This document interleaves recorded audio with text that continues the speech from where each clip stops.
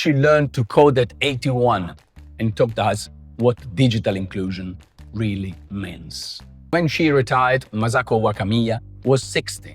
Like many others, she found herself with empty days and the sense that the digital world wasn't made for her.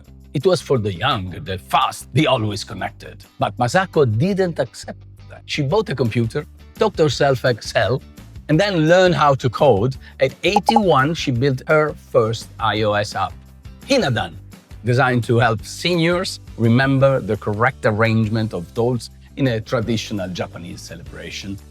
The app worked. People loved it. And Apple invited her to speak at the Worldwide Developers Conference. She took the stage and said, "It's never too late to learn. The problem isn't older people.